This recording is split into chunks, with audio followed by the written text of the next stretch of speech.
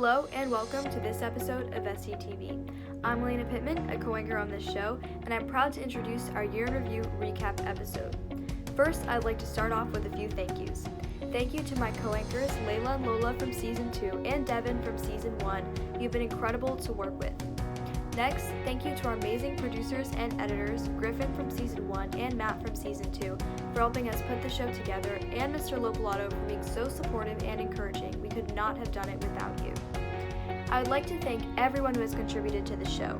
We have received such great segments from many talented students across Montgomery County.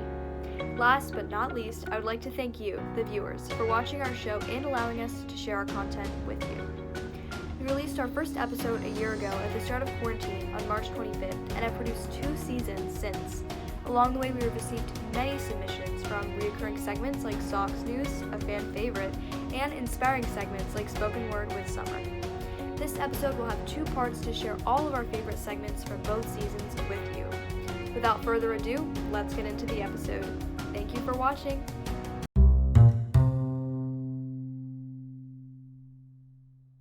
We learned your French. We learned your English, your Spanish, your Dutch, your Portuguese. You learned our nothing. You called us stupid. That's white privilege. And I know it probably hurts you to hear those 2 words whisking past your ears, kind of like gunshots and explosions from those commissioned to protect you. What is white privilege? It is only 5 decades of legal acknowledgement expected to correct 400 years of white transgression. It is crack versus cocaine, blacks receiving almost 20% longer sentences for the exact same offenses. Like, for instance, a black man without a record is less likely to get a job than a white felon. I mean, maybe because we're lazy or we don't work hard enough, but what do you mean? 400 years in the same field literally is an incredible resume builder. What is white privilege? It is you all of a sudden having a problem with immigration. Like, this isn't even your nation to begin with. How do you discover something that wasn't missing in the first place? You've Columbus our traditions, have white girls dancing in multicolored hair and nails, but it was ghetto when we did it. I'm gonna make you uncomfortable. Try a cramped slave ship. Oh wait, slavery's over now. It's just called the prison system, because you're not racist because you don't use the N-word, but y'all use us every day. What is white privilege? Is the acceptance of bombs over Baghdad but not over Boston. It is European history being taught as a major and African as an elective. It is learning about my people only 28 days like I'm not black. Every second is every white boy. Wants everyone to get to know me, not because I'm pretty, but I'm pretty for a black girl. It is people thinking that Africa is one nation. It is waving the Confederate flag like y'all didn't lose the battle, then telling us to get over slavery. It is people saying that black people have destroyed neighborhoods but forgetting white people have destroyed continents. It is every time I bring up my frustration, some white man is telling me that I'm crazy, but is kind enough to praise me for my English and say that we are all given the same opportunities, even though he has a family history of wealth and I don't even know my family history at all. It is the justification of police brutality, like, what did the person do? Well, I'm sure it doesn't hurt as much when the victim doesn't look like you. It is people thinking that affirmative action is an unfair advantage or throwing out a qualified applicant because their name's too African. It is Newports being imported in some communities, but black boys being exported for weed. It is everyone who hears this poem and dismisses all the truth I just spit and classifies it as reverse racism. That's white privilege.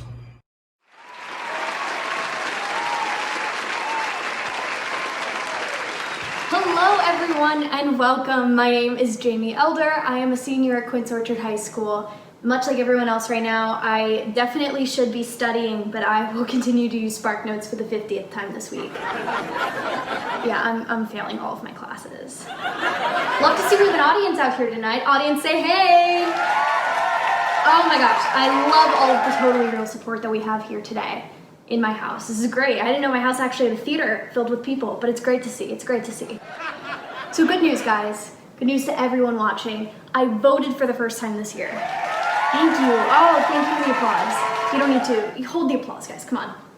Bring it, bring it. I need attention. I need attention. Come on, keep it bringing it. Oh, thank you. Thank you. Highly encouraged for the applause. I did get to exercise my right to vote. I'm really, really happy about it. But I do know that there are 70 million people who aren't necessarily happy with how the election turned out. I am pretty happy with how the election turned out, but there are 70 million people. This is beautifully said by Dave Chappelle. He's my best friend. Not sure if you knew it, kind of low-key. We both do stand-up. He's my best friend. Me and Davey Dave, we go way back. Now, to be fair, I felt terrible in 2016 for a bunch of different reasons. Number one, I was in 8th grade. And I was 14 years old. And I would give anything to be neither of those things ever again. I think this is a time about uniting instead of further dividing apart. So, I single-handedly saved the United States. No, I'm not running for president. I don't hate myself. But I did compile a little list of things that no matter what you believe in politically, we can all come into agreement on. So number one, I'm gonna get right into it. Number one, the feeling I'm lazy. Is anyone else here lazy? I'm pretty lazy. Not to assume, but I'm gonna go out on a limb and assume some other people are lazy that are watching this right now. Not to offend, but it's true. I always have songs that I'm in the mood to listen to, but never do I actually want to go and find the song that I want to listen to. I always just want to click a playlist and click shuffle. So number one, the thing that we can all agree on, the amount of serotonin that goes through my body when I click shuffle and the song that I want appears. Oh my God. I've never had so much joy when I get in my car and No Scrubs by TLC is the first song that plays. Oh my gosh, I wish I could relate to anything more. Like, that is so amazing, hearing that song. Number two, this is not something that we can agree on in a positive way. This is something that is negative and everyone watching this hates. This is something that we all agree on with pure fury and anger. The head-to-toe rush of anxiety that we all get when a teacher says, I'm gonna pop you into breakout rooms right now. Who invented breakout rooms?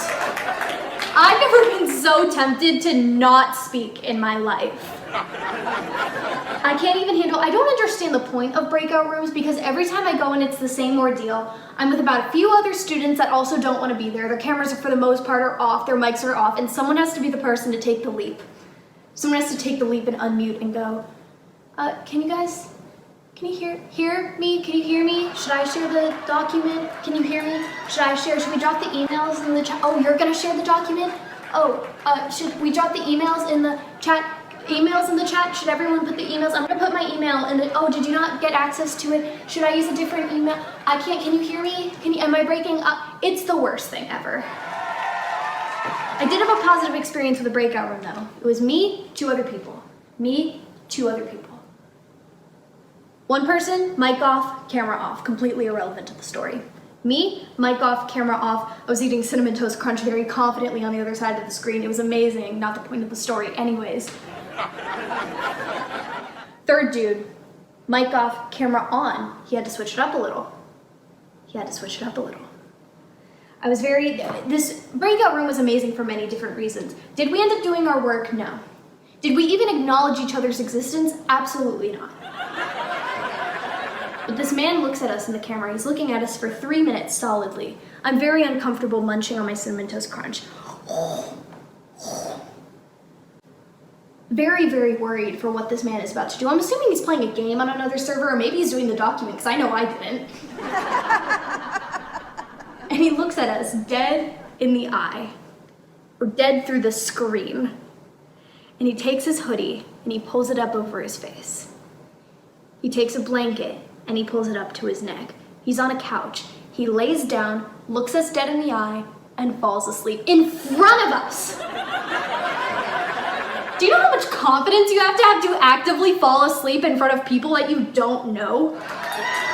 The confidence that this man has is what drives me to show up to environmental science every day. So yes, there are so many things that divide us as people, but I feel like even though we want no scrubs in office, we can unite together, even if it is on the most stupid of things. We have an amazing show for you tonight, so keep on watching for more SDTV. Thanks again for that, Jamie. Now let's hand it over to one of the most prominent student activists at BCC, Summer Hamad, with her powerful spoken word about what it means to be a Black American today. Early in the morning, before the sun begins. What do you see when you see black? From a young age, we were thought it was something we shouldn't get near. Monsters, creepers were always in the rear, hiding in shadows, which we were also told to fear. What do you see when you see black? You see dirt, I see beauty. You see loud, I see passion. You see weak, I see power. What do you see when you see black? You understand looting to be a cause of greed, when in reality it is because we are in need of a change that will free our brains, bodies, minds, and souls, but no longer be constrained. What do you see when you see black? You steal our culture, strip away our rights, then throw us to the wolves, but scream, all lives matter. But all got in might? What do you see when you see black? Your tongue is too familiar with words it shouldn't be. You have all the confidence to say such things with no empathy. Might as well remove the BLM from your bio, cause no one needs your sympathy. What do you see when you see black? You think we are dogs out on the street, shouting to the streams, but rather we are birds, almost going extinct, because our shoulders are used as ladders for the rich. What do you see when you see me? You see my curls and the misconceptions come afloat. No words exchanged, but you have already taken notes. And so I put on a mask to hide my truth, to help please your ancient roots. If only you knew this exterior is a facade, a character made up to to contradict your profile. And so I ask for the last time, what do you see when you see black? Reevaluate your thoughts and just how they might be biased. Stop with the performative activism, but know that your silence is violent. The revolution is now televised. You may join the progress or stay ignorant, but I promise you that your peace will be disrupted, because we are now louder and prouder and having no fear of your power.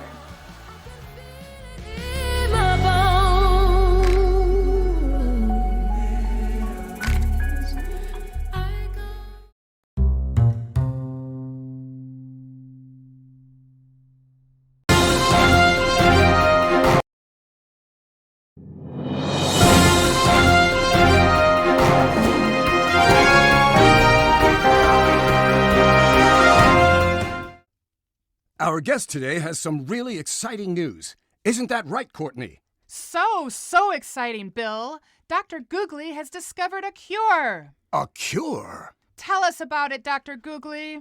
Well, it's not a cure in the traditional sense of a cure. Not a cure then. Precisely. It's a cure based on a hunch, or what we in the practice like to call a cure-runch. Cure-runch. Precisely. How does it work, Doctor? What group has been most resistant to getting really sick or dying, as far as we can tell? Young adults. And teens. Precisely. And what does that group do that other groups do not do? Vape. Marijuana? No. I'm looking for that one thing that teens do that no other demographic does. TikTok. Interesting. I haven't considered that one, but not what I was. Tell us, Doctor. Tell us. Is that a Tide Pod? Taped to a stick? Precisely. And this, my friends, is also what we in the practice call, and I'll say it loud and say it now. A cure-runch. Fascinating. Science often is. Well, that's all for today. Stay safe, America. Through the seasons of SDTV, our awesome animations have been able to convey stories throughout the pandemic. Up next, we hear from Honest Abe on his thoughts on the pandemic, and he gives us advice on respect. Honesty is definitely Abe's policy. Take a look for yourself.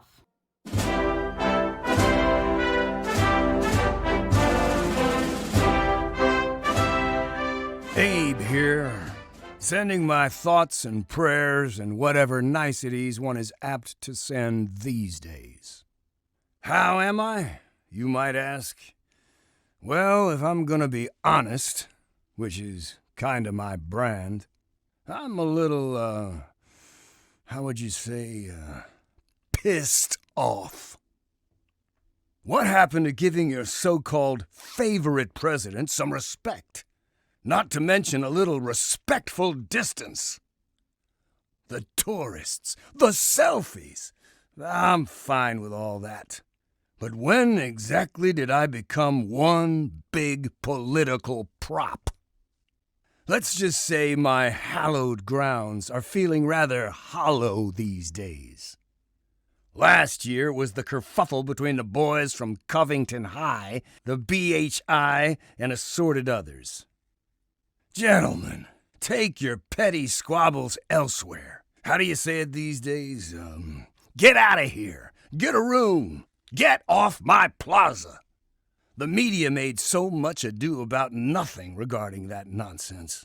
I see bigger fights every day in the taxi lane to my right. Am I right? Yeah, I'm right. Then, last summer, it was Salute to America. I'm sorry, what was that exactly? Salute to America? Couldn't copyright and corner the market on the name Independence Day, so you just had to go and rebrand the 4th of July? The tanks, the flyovers, the B-list celebrities. I had such a headache after that one. Not to put too fine a point on it, but anyone who idolizes war that much has probably had the good fortune of avoiding war his whole life. Then, the other day, there was the whole creepy, newsy interview thing in front of my chair. Listen, people. What you do and say in your studios and in your homes is entirely up to you. You have that right. But you do not have the right to force me to watch that malarkey. Violation. Get yourself a green screen if you just need some passive background. And, on that note, where do you come off calling that a town hall? The vetting you did on those callers? That was downright undemocratic. You know what screening measures we had during the Lincoln-Douglas debates? 3 hitching posts so people did not bring their horses inside. I don't want to sound ungrateful. It's nice to have the most impressive memorial of all, but can't you go bother Jefferson for a change? After all, he was one of the fellows behind the whole Constitution we all say we love so much. Yet no one organizes rallies over by his memorial. Or how about FDR? He saved the world from fascism. Hold a B-list concert on his steps for a change. Now, part of me is flattered, really. But I gotta say, I'm flat out tired, too. Now, 1963. That was something special. That still gives me goosebumps thinking about that one. But all the recent hullabaloo? What say we back off and give old 16 a rest for a while? Because I'm telling you, if I get wind that my plaza will be used for a gun show or a reality show, I just might get up and get out of here myself. That all being said, peace to all.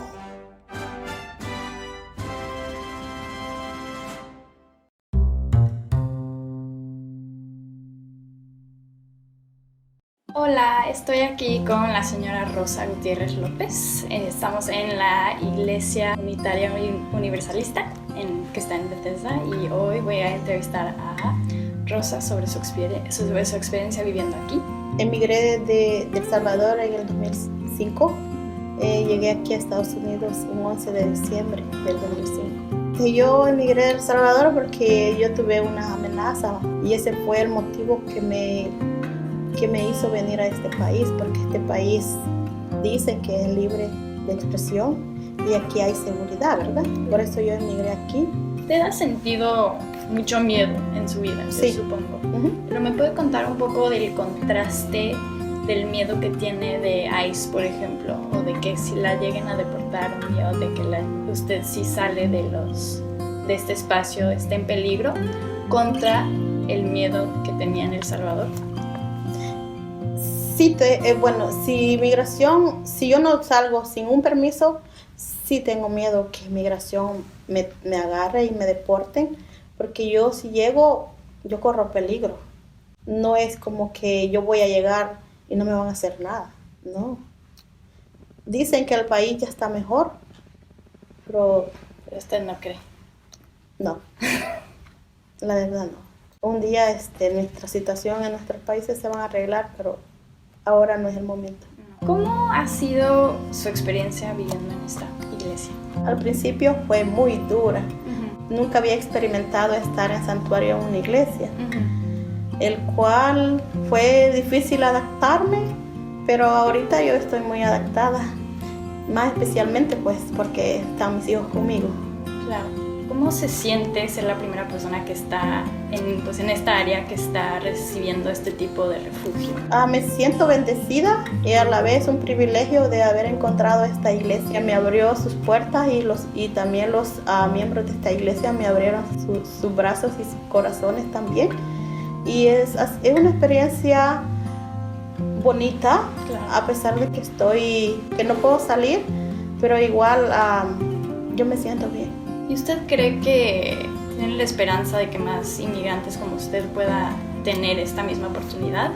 Claro que sí, porque en el área de Maryland, en el área de DMV, están capacitadas unas iglesias para brindar santuario a las personas que lo necesitan. Y cuéntame más de sus hijos. Tengo 3 hijos, una niña que ya cumplió 12 años y un niño que ya cumplió en diciembre 10 años. Y mi niño menor, que él tiene 7 años y él tiene síndrome de Down y tiene necesidades especiales. ¿Usted cree que si usted lo hubieran mandado a El Salvador, usted cree que tuviera los mismos recursos, su hijo? Llevándomelos a El Salvador, yo primeramente los iba a poner en peligro. Y también allá no hay los recursos que aquí hay para los niños con necesidades especiales.